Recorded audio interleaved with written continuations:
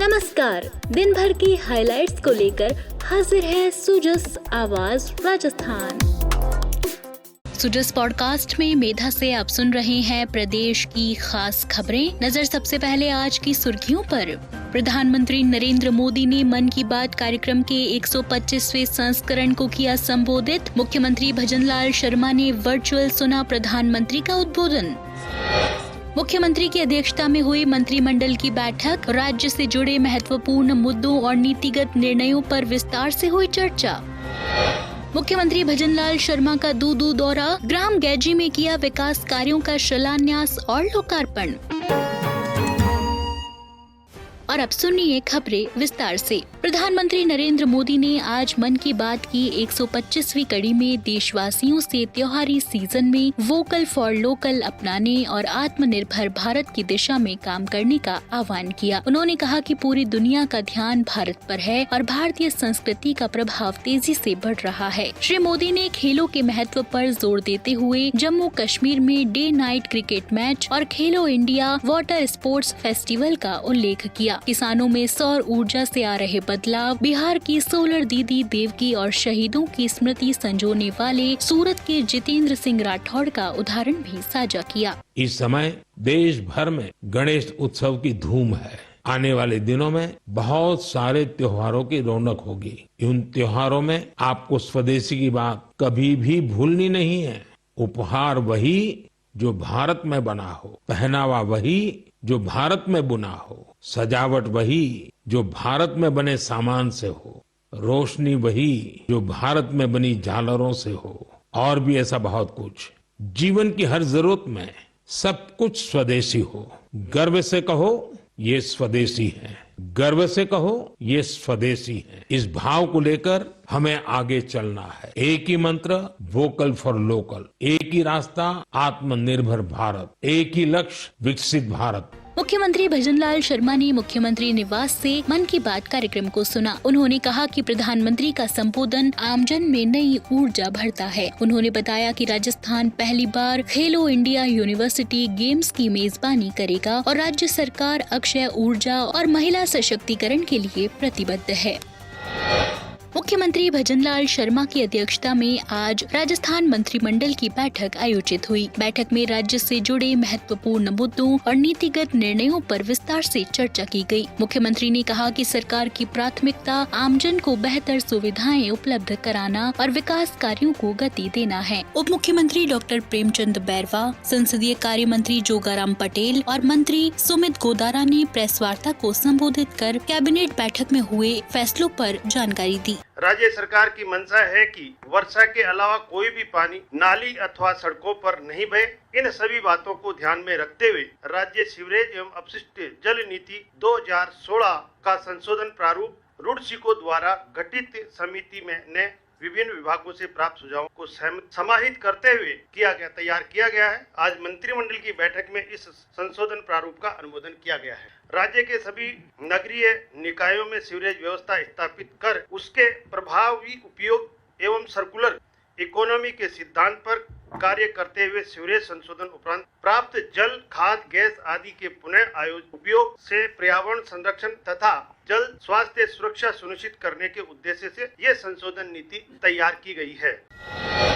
आज मंत्रिमंडल ने आदरणीय मुख्यमंत्री जी की अध्यक्षता में हुई, उसमें इनके सेवा नियम Rajasthan staff selection board gazetted officer का, Rajasthan staff selection board ministerial staff और सबऑर्डिनेट सर्विस का दोनों के नियम बनाने की अनुमति दी है और विभाग को अधिकृत किया है वो शीघ्र नियम बनाकर पेश करे ताकि इनके खुद के नियम इनके कर्मचारियों के भर्ती के संबंध में लागू हो जावे। और एक महत्वपूर्ण कर्मचारियों के हित में और आज मंत्रिमंडल ने मंत्रिपरिषद निर्णय लिया है आदरणीय अध्यक्ष की, आदरणीय मुख्यमंत्री जी की अध्यक्षता में, और इसमें राजस्थान सिविल सेवा नियम 217 की सेकंड शेड्यूल में मंत्रिमंडल ने जो अमेंडमेंट किए वो मैं आपको दिखा चाहता हूँ जो कर्मचारियों के हित में है। उसमें पहला है कि जो सांख्यिकी सहायक पद पर है उसको प्रमोशन का एक और अपॉर्चुनिटी पे लेवल आर्थिक और सांख्यिक विभाग में अधिकारी के रूप में किया जाएगा। उसका सांख्यिक अधिकारी पद नाम से पुकारा जाएगा। एक हमारा जो चतुर्थ श्रेणी कर्मचारी पद लेवल वो 1 सितंबर 2024 से इसको अमेंडेड होकर के पे लेवल एल 2 निर्धारित किया गया है। इसके फलस्वरूप पद में पदोन्नति जैसे दफ्तरी, रिकॉर्ड लिफ्टर, लेबोरेटरी बॉय पे लेवल संशोधित हो गया है और इससे हमारे इन अधिकारियों कर्मचारियों को बेनिफिट मिलेगा। एक हमारे जो जेल के अधिकारी है, जेल प्रहरी है, उनका भी वरिष्ठ प्रहरी का नाम एक नया पद सृजित किया गया है और ये 2019 में विलोपित हो गया था, इसको वापस सृजन किया गया है। एक राजस्थान कृषि विपणन सेवा नियम 1986 है, इसमें शेड्यूल जो दी हुई है उसमें कुछ संशोधन करके उसमें कर्मचारियों के साथ जोड़ा गया है। साथ ही हमारे जो निदेशक है इस सेवा के, ये राजस्थान राज्य कृषि विपणन सेवा नियम 1996 में, उसमें 100% पदोन्नति जब रह जाएंगे, इनका प्रमोशन होगा 100% और इसके बावजूद सीधी भर्ती में जो इनकी योग्यताएं हैं वो अंकित की जाएगी और उसमें भी तद अनुसार प्रविष्टियां की जाएगी।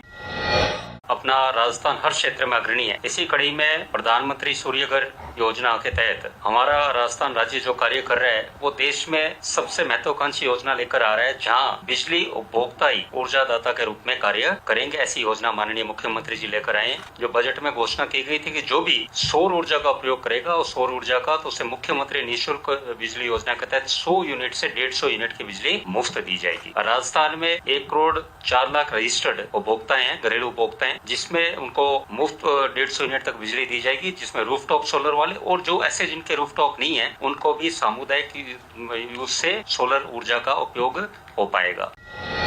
इसमें साथ में माननीय मुख्यमंत्री जी द्वारा इस योजना को और प्रोत्साहन करने के लिए, जैसे हमने कहा कि राजस्थान अग्रणी क्षेत्र में, तो जो 10 लाख पहले उपभोक्ता जो इनका इस योजना में मॉडल 1 में 5 लाख, मॉडल 2 यानी 150 से कम 5 लाख, 150 यूनिट से ऊपर 5 लाख जो पहले इस योजना का लाभ लगाएंगे उनको सीधे खाते में 1100 रुपए डायरेक्ट बेनिफिट ट्रांसफर उनको उपभोक्ताओं को लाभ मिलेगा।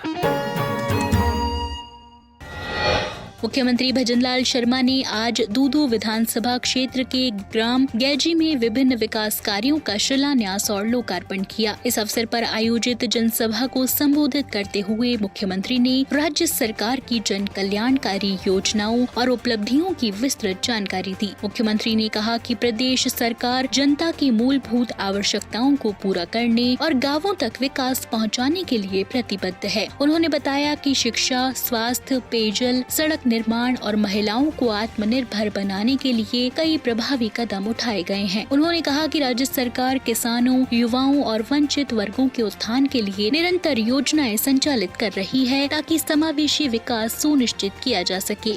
आज दूदू विधानसभा के जो सौगातें मिली हैं, 20 करोड़ रुपए से विद्यालयों को सुदृढ़ीकरण, सड़क निर्माण, मरम्मत, भवन निर्माण का काम हुआ है। 10.5 करोड़ रुपए की लागत से सामुदायिक भवन, स्वास्थ्य केंद्र, उप स्वास्थ्य केंद्र बनाए गए हैं। दूदू में 10 करोड़ रुपए की लागत से 30 बेड का आयुष चिकित्सालय की नींव रखी गई है। और यही नहीं मेरे भाई और बहनों, लगातार आप देख रहे हैं दूदू की जो मांग थी, हमारे माननीय प्रेमचंद जी बैरवा ने जो किया वो हमारी सरकार ने करके दिखाया। ये भी मैं आपसे कहना चाहता हूं, आने वाले समय में लगातार हमारी सरकार काम कर रही है और दूदू के लिए जितना बजट दिया है वो आपको सबको पता है। 271 करोड़ रुपए से विश्व बैंक ईपीसी मोड अंतर्गत स्वीकृत दूदू सावर भाटीपुरा सड़क का निर्माण करवाया जा रहा है। 90 करोड़ रुपए से रसायनी, मौजमाबाद, झाग, रामपुरा, ऊटी, बगरू सड़क का निर्माण करवाया जा रहा है। इस तरह के बहुत सारे काम हैं। इसी के साथ दूदू सामर से होकर गुजरता सुदृढ़ 32 करोड़ 66 लाख का काम हो रहा है। इसके साथ ही 14 करोड़ 50 लाख के लागत के ग्राम साखनू में बाईपास का निर्माण कराया जा रहा है। 40 करोड़ रुपए में छापरबाड़ा बांध की नहरों को नवीनीकरण किया जा रहा है। दूदू में अस्पताल भवन का निर्माण हो रहा है। मोहनपुरा भागी औद्योगिक क्षेत्र बनने से